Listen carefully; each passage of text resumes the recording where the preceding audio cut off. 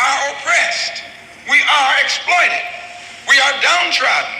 We are denied not only civil rights, but even human rights. Like Malcolm X, marching with the shooters like Martin Luther.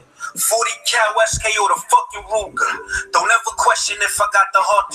Welcome to another episode of the Uncensored Truth Podcast. I'm your brother, Old God, from Hip Hop News Uncensored. And sitting across from me is my co-host. What it do? What's good? It's your brother, Sam, and Viral Hip Hop News. It is a Monday. You know where you're at. You're in the building with the best, baby. Another episode of the Uncensored Truth Podcast. Oh, God, what's good, my brother? What it do, man? Feeling good today. You know, good weekend. It's warm outside. We back in the building, man. This week, you know, we going in 4 days straight. The Uncensored Truth Podcast. If you didn't already check the podcast out, go on iTunes, Spotify, Google Play, and type in Uncensored Truth Podcast and listen to the podcast in its entirety. We do appreciate all the listeners, man. But yeah, man, Sam, man, how was your weekend, man? It was dope, man. We had a great week of last week content, although we was the unfortunate passing of Nipsey Hussle. We had a lot of great people come on and give their respect to Nipsey Hussle. Our brother Kenyatta Gray, some hip hop motivation, who gave a dynamic interview on Friday live. If you haven't checked that out, we got segments on Hip Hop News Uncensored and Viral Hip Hop News. You want to see it in its entirety, go ahead and check it out on the Uncensored Truth Podcast, or listen, like Oga said, on iTunes, Spotify, and Google Play, man. But I had a great weekend, man. How was yours, brother? Oh, man, it was great, man. You know, just, family time and whatnot. And just kind of getting recharged to get up here, just do what we do, man. It's been a down week as far as the emotions, with the Nipsey Hussle, situation. Once again, we didn't know him personally, but we could definitely, resonate with his energy and, just seeing him and hearing what he was about, man, a lot, to us. So I know a lot of people out there has been affected this week, but we ready to kind of, move forward this week on some new topics and, kind of just move forward in what we do, man. Like always, man. What we got on the ticket today, big dog? Well, we're going to be talking about, man, unfortunately, Kodak Black with the situation that happened over the weekend where he said some words about Lauren London, where that kind of spilled over into today. T.I., The Game, and other people, have been speaking about that. So we're going to give our opinion formally on that. Also, Blueface, is still tied into the Nipsey Hussle situation. It's checked by a Crip. Also, there's been some more news coming out about Tekashi 6ix9ine possibly being released soon. So we're gonna, speak about that. Also, Jim Jones, is putting together something real dope for some hip hop artists. So I'm gonna go over that too. But man, that and a few other things. Today here on the Uncensored Truth Podcast, you already know how we do, man. If you're listening on YouTube, hit the like button and go ahead and share this video. But yeah, that's what we got today though, Sam, man. Indeed, man. Like you said, man, energy is real, and it spilled over into this week, and we see the profound energy that our man Nipsey Hussle had. Like you said, we didn't know him personally, but just respecting his grind, respecting what he was doing out here for his community, how he was making business moves in a genre where you don't customarily see the type of moves he was making. It was a breath of fresh air. Looking forward to having him on this podcast one day. We talked about it privately, and to see the unfortunate passing, and just to see that although we respected him on that regard, the amount of respect that we had for him, unfortunately, in his passing, and like we were talking about outside, man, energy is real. And it seemed like the second this brother passed away, his energy just flew everywhere. And hit everybody in a different way, whether you knew him or not. You're feeling the effects of this, and it kind of, now that the time is going, and even though it's still very fresh and they're putting him to rest on Thursday, I'm seeing throughout social media now, his energy is almost bringing a type of drive to a lot of people. We got a lot of people on their shit, so it's a real good thing to see, man. Right. I'm very happy to see it, but unfortunately, we're gonna talk about a couple things, some good, some bad. Right. Recapping the weekend. And that's when they give gotta be some nonsense. Go ahead. Yeah, I want to give a few updates, because you mentioned his homegoing service, which is going to be this Thursday in Los Angeles at the Staples Center. Just if anybody's wondering, it's only going to be limited to California residents, and it's only 4 people per household. So if you're thinking about flying over there or going to pay respect to Nipsey personally, you have to be a California resident. And you must, only have 4 people in the household that can go. So we know we seeing it's going to probably be packed out. I definitely can't wait to see it. To remember this guy one more time. And like you said, I think you talk about the energy explosion. It's like now with the death of him, unfortunately, we get to see what he was about. So it's like now, it's like people can take that. Everybody's listening to his music now and hopefully implement that in their own lives, as Brother Kenyatta said as well. And just try to, do what he did and try to even do it better.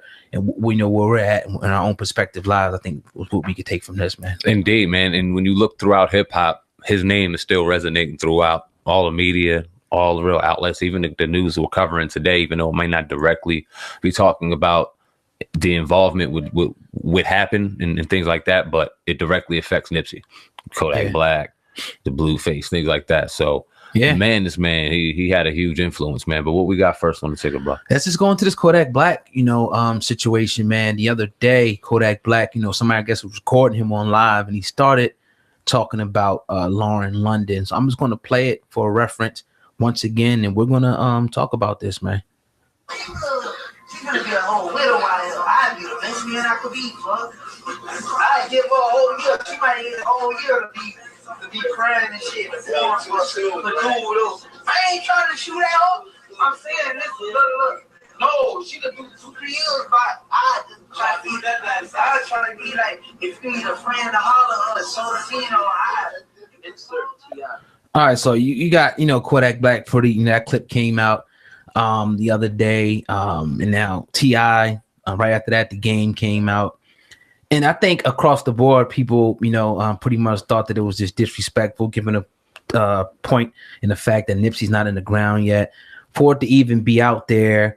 And I said myself that social media, this is like the downside of it, where he could have said it amongst his friends and whatnot, but the fact that it was on Instagram and it went out, probably in front of millions of people. I don't know how many people follow him. It's gonna, have a reciprocal effect like it did. Sam, man, what are your thoughts on Kodak Black? Now people, it's a thing going around Instagram and YouTube now where people are saying mute him, take him off Spotify, iTunes. Power 106 came out and said they're gonna ban his music. What are your thoughts on this, Sam, man? Can't wait to hear it.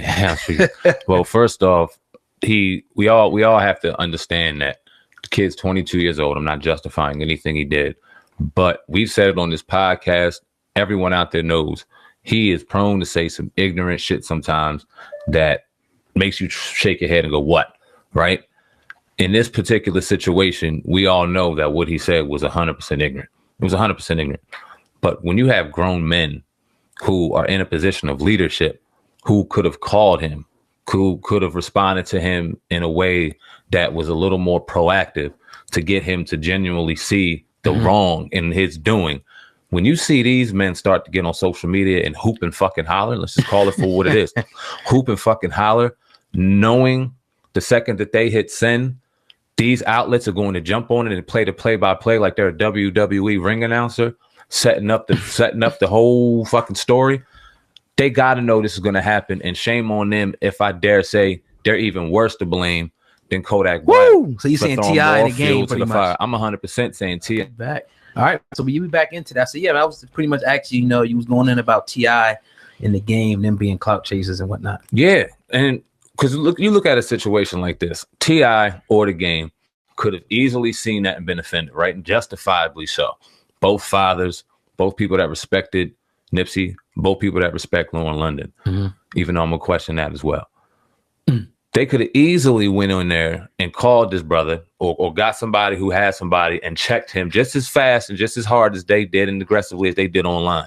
But you decide to go online amongst your millions of followers, their millions of followers, and put this out here to do what? To get what kind of reaction exactly from a 22-year-old, ignorant-minded human being that needs some guidance, and you know it. You're going to get another brash reaction, and then what we going to get? These media and these outlets playing play-by-play like WWE fucking the announcers, and now we got some more drama. Now you call him to cancel this, and now he can't go to this city because he could potentially lose his life, and this is what motherfuckers want? Well, people are going to say to him by saying, man, why are you putting the attention on T.I. in the game and just keeping on what Kodak Black actually said? Now, we can't control how they reacted, but what do you feel about him saying it and the fact that it being broadcast out there? Do you feel that that was ultimately disrespectful? Just separating the T.I. in the game. 1,000%. I said that initially. It was 100% disrespectful.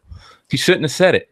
And he would have handled it a lot better, I firmly believe, if some of these older people would have went to him privately and checked him. Because you got a lot of ego going on and swimming around nowadays, unfortunately. And for you to check him like that, for you to sit there and stroke your ego, seemingly, because you know damn well as soon as they dropped it, they were sitting like this. They didn't put the phone down and feel good about themselves. They were sitting there waiting for a fucking response. All right. So what were you really trying to prove? It was a right lot there? of people that was mad though. I mean, you see my son, Gilly. I saw Gilly and my son earlier on a live stream, and they were mad about the fact that Kodak Black, you know what I'm saying, came out. Not that they jumped onto their per se like and put a video out, but they was like on a little live thing, you know what I'm saying, where it's like two split screens or whatever. That's a little talking about it. And you know what? That's right. even a little different because they could be sitting there having a conversation and somebody could bring up the question and they answer. That's totally different than you making a statement.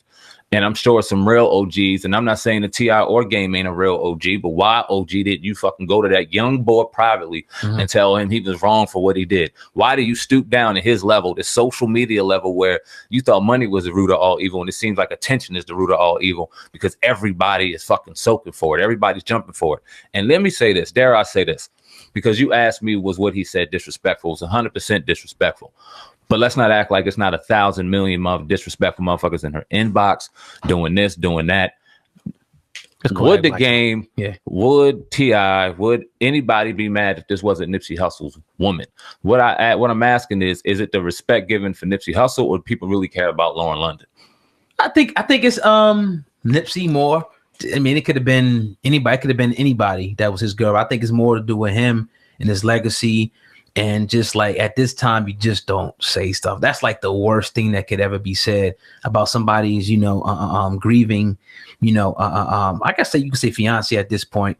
You don't make those kind of jokes, you know what I mean, out there. So I'm not really going to hop. I understand the outrage that T.I. and these guys they knew what they was going to create a headline as soon as they put those out. But I just think that, man, the guy Kodak Black is silly as hell for that. I don't agree, though, with the banning him.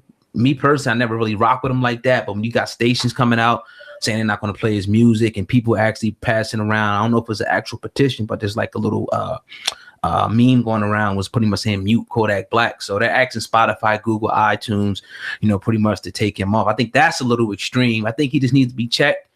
I don't think he ever apologized, fully, for saying that. He should just come out and apologize, say I didn't really mean it that way. Just move forward with it, man. He said, I'm sorry to Lauren London, but then followed it up with the ego and was getting back on the people. He said, oh, I'm sorry, but then was met for the people who checked me, for the people who thought that they checked me. Young boy, It's egotistical shit. Right. You know what I mean? And that's what, if he would have said what he said and people wouldn't have jumped on it as quickly, it would have been here today, going tomorrow, ignorant. But he should have been checked. I'm not saying he shouldn't have been checked, but we should have dealt with that behind fucking closed doors, because then you get your announcers and we're going to talk about it on the podcast, but you had play-by-play of this shit. You had your certain outlets, and we ain't got a name. The outlets that were there that was within a minute of the shit dropping, putting it here, hashtag it here, dropping here. What do you think here? What do you think here? Just adding fuel to this fire. But I mean, that happens. I mean, that's going to happen regardless. And they know what's going to happen. Right. And that's why they're fucking wrong, because then God forbid one of these fans or something take it extra. You see him getting into fights at his shows. Somebody takes it extra, and God forbid we see him pass away. He's ignorant. He deserved to be checked, but he deserved to die. Come on, man. Y'all bugging. Y'all got to really just come on, man. I don't think that or his music shouldn't be banned, man. But hopefully there's something that'll just die down.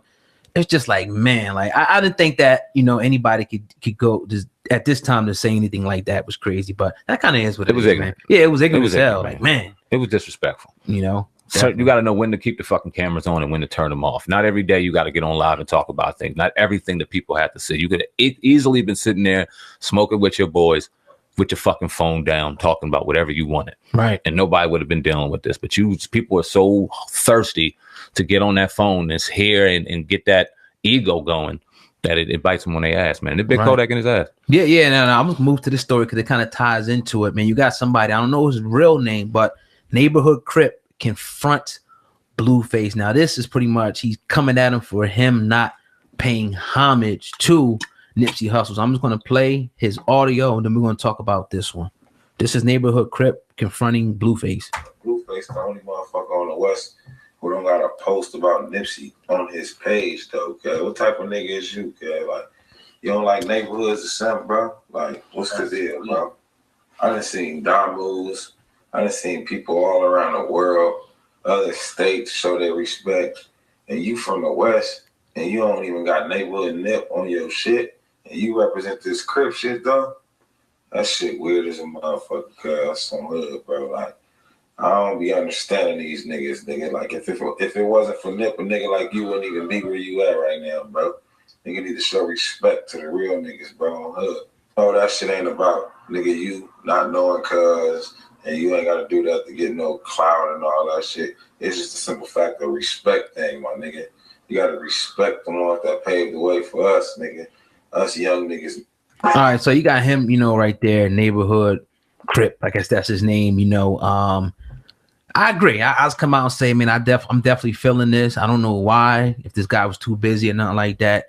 If he's supposed to be, riding with that side, and we know what Nipsey meant to the community, we would definitely like to see some type of homage at a show. We seen guys at shows. I seen DJ Punk, you know what I mean, over there, screaming out, playing Nipsey and telling people to say rest in peace, Nipsey. It's all this, like, everybody's paying homage.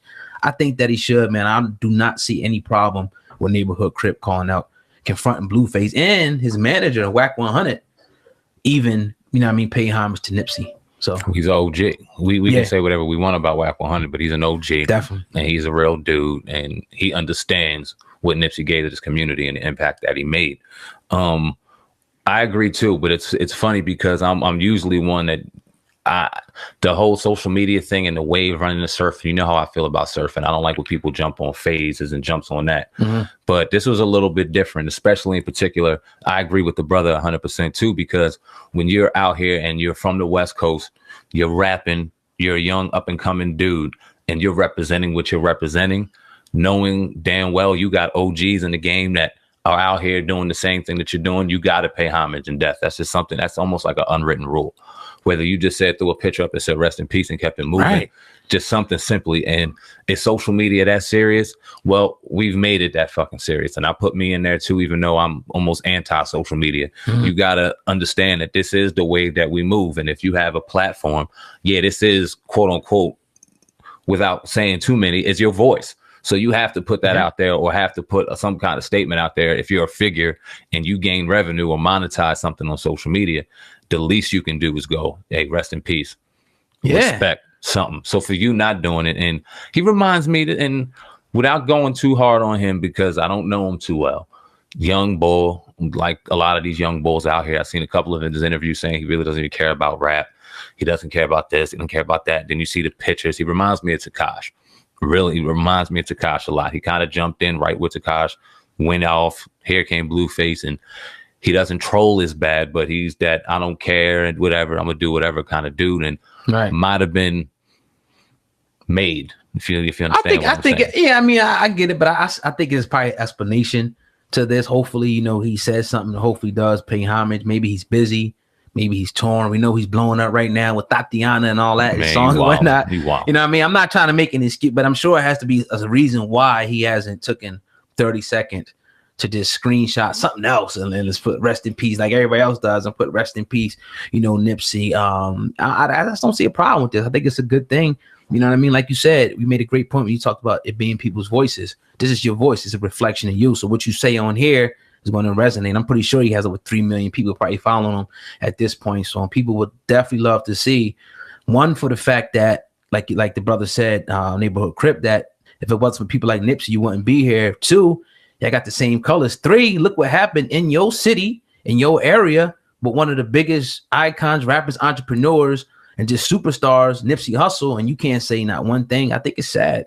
Yeah, it's disrespectful. Yeah, it is. And definitely somebody should go to him and let him know. And that was a very respectful way to even say it. He wasn't disrespectful in how he went about it. And people are paying attention. People are looking for your response. And you got to understand that. Use your platform wisely. And if you're going to sit there and talk about this or do this or wild out about this, then, hey, man, the least you can do is pay respect. Definitely, man. So, yeah, that is what it is, man. It's your brother, Old God in the Sandman, Uncensored Truth Podcast. We going in on this Monday. All that we ask you to do each and every time is go ahead and hit that like button and share this video with at least one other person. I want to turn my attention to Jim Jones. Jim Jones recently put up, a post on Instagram where he's pretty much saying that he's going to share a new venture that is in favor of artists. Now, Jim Jones goes on to say, with all the knowledge I've acquired over the years of being successful in the industry, with all the artists I've helped put in positions to make their dreams come true as far as being a rapper and making money than they thought they could ever. all the labels I've helped, consulted, or even worked with as an executive, all the free game I gave the artists, exec producers who wanted to be in this game, all the barriers I broke by taking a risk where there was no risk and no reward, all the obstacles I overcame in my years of being here and being able to still be relevant, how to keep the money after you make it, and just a few of the many traits I've gained throughout my career. I'm starting my own consulting firm. Tune in for more details. This is what I really love to do, and I want to help others, and this is what I love to do. Jim Jones puts that. So he's pretty much putting together a consulting firm for up-and-coming rappers. And we talked about something like this, somebody actually doing this to help them with their finances and how to better manage their money. Obviously in the infant stages right now, but he says stay tuned for more details. And I got to say, I like it from, what I can hear so far. It's very about this, man. It's very important, not to cut you off, Big Dog. It's very important. We talked about, and we talked with Kansu, our man from Aboriginal Consultant in Chicago. We talk about what's the blueprint and what an artist should go through to start as being a successful artist. Well, from a business perspective, what do they need to do, the step-by-steps? And he often tells us, you got to go get a lawyer, make sure you set up an LLC, make sure you set up A, B, and C. Things that artists that just want to go out there and do music and do good music have no idea about. And it's things that you need to start schooling yourself on right now. To have a Jim Jones to do that and begin to create something like that is very important. Please understand, because whoever he gets as far as staff will speak the language that these people need to understand, which is very important, because they can articulate it in a way where you or I or somebody else can grasp it, where they wouldn't be able to customarily grasp it if somebody else were to do it a different way. It's just like school. So for him to be able to do this and bring in some of these young artists that we obviously see out here now that need guidance like a motherfucker, to be able to come in here and go, listen, not only am I going to give you guidance with your finances, but I'm gonna give you a little PR guidance too.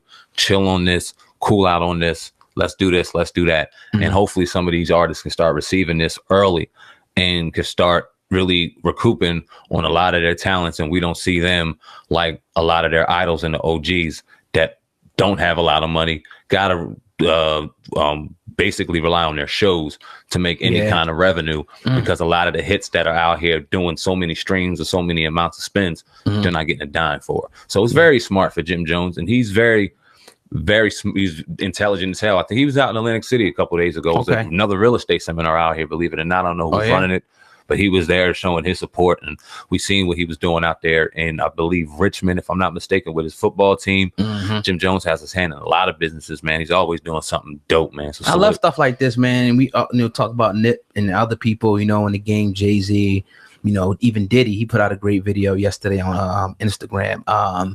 People giving back, taking what they learn and giving it back, to the community, that other people can come the same path that, that you do. Oftentimes, a lot of people have to pay a lot of money to get this type of knowledge at different institutions. For him to come back and do it in the hip hop arena, I think is huge. I can't wait to see this develop, into what I think it could be. And hopefully people actually, support this, because this is type of things that we need, from the inside out, man. Definitely. Well, it drives me crazy that we don't hear about this more so in the media, because we'll hear about him getting into the bullshit in Atlanta. We'll hear about this. If he was beefing with somebody tomorrow, we'd hear about that.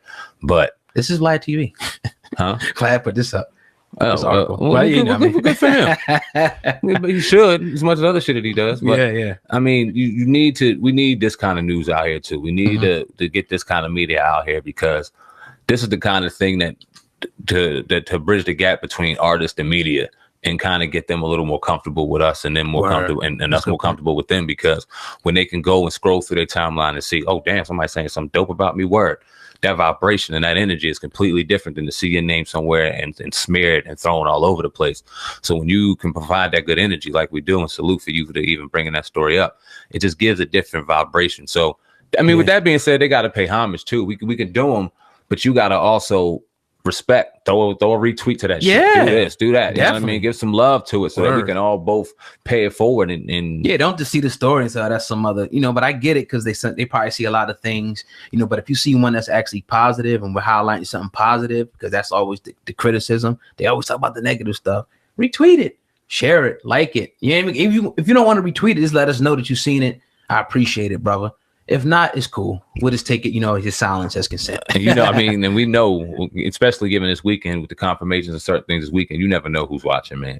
Yeah. You never know. And it humbles us every day to find out who's watching and who's checking in with the Uncensored Truth podcast. So if you happen to see this, man, and it's all love and always support, throw out the retweet, throw out this, throw out that if you enjoy the content, if you enjoy what you're hearing, because that shit goes millions of miles. You know what I mean? Yeah, definitely, man. That's the best way to always support us, liking, resharing, this engagement period. But definitely, man, I'm gonna jump over here to this next story real quick, man. Tekashi 6ix9ine is back in the media once again, and according to multiple reports, they're saying 6ix9ine plans to be released from jail by September. Now, according to TMZ, 6ix9ine and his lawyers are hoping that the other co-defendants in the racketeering case will take plea deals so that there will be no trial, which is set, as we know, for September. Now, the rapper's attorney, Dawn Florio, told TMZ that if co-defendants take pleas, she will ask the judge to grant 6ix9ine time served since he's been behind bars since we know of November 2018. Now, if it ends up happening, he might have a good shot to be home once again with just time served. And I've gone on record to say that I think that he will for his cooperation working with the federal government. I think he'll get time served, and I think he'll go on to rap again. I just think it's going to happen, man. I think we'll be seeing him, in 2020 out here making music again. What's your thoughts on 6ix9ine planning to be released? Well, you did say it. You said it months ago. You said that this is going to be time served and this is going to happen. And so far, you've been right on point. And it sickens me to say this. The fact that, and I don't know if it sickens me to say that he snitched and he'll be out of jail, or the fact that he'll be able to go, and in the society that we're so fake, that he'll be able to go ahead and sustain a career. I don't want to, as vile and as disgusting as what he's doing is being done right now. We can all have the conversation on street code this or street code that, or even being able to have the conversation if you are this street thing that they kind of put this name on it. What the fuck is really that? Talk about it, have a conversation. But for him to be removed, for him to have the charges stacked against him and potentially doing life in prison in November, and for him the next November to be rapping again, and not only rapping but receiving revenue and people touring and doing. It's sad. His whole image, whole image was based on the whole gangster, stuff. I can't see him, even though I think he'll find a way to do it, obviously, but I will lose respect, as I think a lot of people are going to lose respect and have lost respect, for his cooperation, for how this whole thing just went down. So, but I do expect him, to definitely be released. 'Cause I have my own little theories about this whole thing, but it is what it is with that. Let's leave that aside, guy. Let's jump forward. Let's kind of mind read real quick. He does get released. He gets back into his music career. What does it say to the outlets that are going to bring him back on and maybe potentially be giving him a little clout right now? If the Uncensored Truth brought Tekashi on, would you have him on a podcast after all of this? I don't want to be associated with, somebody who cooperates with the government and work with the police, really. Not even for an interview. I'm just not really interested in that, man. I don't. It's only can bring Brad negative energy with you. He might have a wire on or some shit, but it's just like, nah, man. I won't want to do it, man. But not to the outlets that do it. Obviously, it's going to be make them look even more suspect dealing with a rat like that. And we're cut from the same cloth, so obviously I knew that was going to be same. My answer exactly. But what does it say to the ones that will? Because there will be. There will be outlets, the fucking outlets that are going to do it. We'll see. We know some, but let's talk about the ones that are talking shit on him now. Right. That will jump shit and have him on later, because we know the obvious ones. Let's leave them aside for a second. Let's talk about the ones that are kind of on the, we don't associate with rats. What you did was wrong. We don't fuck with you. But then they're playing this record next week. Yeah, that's us. Who do you, do you see how many of them, and what does it say to those outlets? Right. Well, should we lose respect for those outlets? Yeah, we definitely should, man. Everybody's different, though. Some people, don't have problem, with what they call rats. But I just don't want to be associated, with them. I think, for some people, they'll lose credibility for that. Some people still continue to deal with those people because they don't care about that type of stuff. They're not, not to even say street. They got nothing to do with the streets, but they've been brought up a different way and have a different way of thinking. So they just want to be entertained. So they don't care what happened outside of that. I think you got that. You say lose credibility, and it makes me almost think, what the fuck does lose credibility even mean anymore? Because we could say that this person lost credibility in this person, but they still rocking with him anyway. Now, losing credibility means a lot to us because we hold ourselves accountable. Right. There is no buts in this shit. What we do, we got to either man up and deal with it, because either we do the mans when we get our victory, and we the fucking the villains when we get our defeats. You feel me? So we just got to hold ourselves accountable. But we're in a land where no one holds ourselves accountable. There is no credibility. So do the outlets even care? Does Tekashi even care that they ain't shit and they fuck boys? Is it just all about the attention at this point? I think for a lot of people it is, man. Sad to say, you know what I mean? But we'll see how this plays out, man. September is close. You know what I mean? That's right around the corner. You know, the summer's here. It'll breeze through. We'll be right there, September. And, we'll get to see exactly what goes down. And we'll be talking about this, once again. So, yeah, looking like if everybody, once again, takes the plea deals and pleads out, that they're going to try to get him to walk out with time served. I think it'd be unprecedented, but I think it's going to happen. Yeah, man. We'll wait to see. Anytime you think we're done talking about Tekashi, here comes some new shit. Yeah. That we talk about some more. And it probably won't be the last time we talk about it. When's this hearing? September or January? January. I think it says September here. Let me go back to the. See, I thought I heard January of 2020, but if they move it up to September, you might be right. And that'd be they're crazy. saying September. Wow. Mm-hmm. Yep. Tekashi will be free in September. We'll see. You know what I'm saying? Maybe they might postpone it from there, but from here it says he plans to be released by September. Man, oh man. Yeah, man. So definitely, man, tune into the Uncensored Truth podcast with your brother, Oh God, and Sam. We got one more story, man. I'm going to talk about this Don Lemon. I knew it. I ain't going to talk about this right now, but Don Lemon, just anybody who's wondering who's a fan of Don Lemon, he did announce his engagement to his long-time partner earlier. I think it was yesterday, you know what I mean? So, yeah. Congratulations. Definitely, man. But yeah, that's all we got over here, man, today on the Uncensored Truth podcast. I want to encourage everybody that's listening, if you listen to us on audio or if you watch us on YouTube, if you want to catch us live and not in the flesh, but live, on YouTube, we'll be live every Friday night on our official channel, the Uncensored Truth podcast channel. That's 8 p.m. Eastern Standard Time. If you want to catch us live, interact with us, maybe even get a question, answered, just check in with us every Friday night at 8 p.m. Eastern Standard Time. We'll be live. Oh, God, before we get out of here, man, you remember Kofi Kingston from WWE? Yeah. He won the WWE title last night. Oh, shit. At WrestleMania. Okay. First time in 11 years. We got a brother at the top of the helm, man. Yeah, man. Real quick, man. I know you're not a WWE fan like that anymore. You watched it since we was kids. Right. But we talked about it briefly when we had that conversation with The Rock, and that's getting great responses even still. People pissed off at us about that. He's didn't. It's great. Right. But what do you think about Kofi Kingston winning the title? I think it's cool. Hopefully don't lose it next Monday night on Raw or something. Dang, well, I mean, SmackDown's tomorrow live, so hopefully they don't drop that shit tomorrow. That'd be... Nah, man, that's dope, man. I'm excited to see him, win it. It's probably a long time coming. He's been out for a minute, right? Yeah, he's been doing his thing. He's been out 11 years. He's got a great platform. He's well respected in the WWE. And last night when he won it, he had his kids come in the ring, and little man jumped on the ropes and had the belt in his hand. He's probably like 7 or 8. Man, it was special to see his kids in there doing it, because I remember just being a kid. Yeah, you know what I mean? No doubt. Salute to them, even though all that shit's staged and all that. Salute to that man being up there and taking care of that. You're gonna lose it on Raw, man. Nah, man. Don't do that to him. Damn. The shortest lived champion ever. Damn. He had it for less than 24 hours. Nah, man. But another episode of the Uncensored Truth podcast is in the books, man. That's 10, man. From Viral Hip Hop News, brother Old Guy right here on the mic from Hip Hop News Uncensored, man. We going in, man. You listen to that music right there. That's Briz, 6ix9ine, and Conway. You can go on iTunes, and go cop that right now. It's called More Malcolm, Less Martin. That's all I got, Sam, man. Indeed, we're gonna have Riz on the podcast real soon. We're gonna try to get him on here this week. Talk to that brother, get his perspective on a lot of different things. Talk to them about this album, man. Yeah, that's all I got too, man. See you tomorrow. Yes, sir. Peace out, man. We are oppressed. We are exploited. We are downtrodden. We are denied not only civil rights, but even human rights. So the only way we're going to get some of this oppression and exploitation away from us or aside from us is come together against the common enemy. Who taught you to hate the texture of your hair? Who taught you to hate the color of your skin? Who taught you to hate the shape of your nose and the shape of your lips? Who taught you to hate yourself from the top of your head to the soles of your feet? Who taught you to hate your own kind?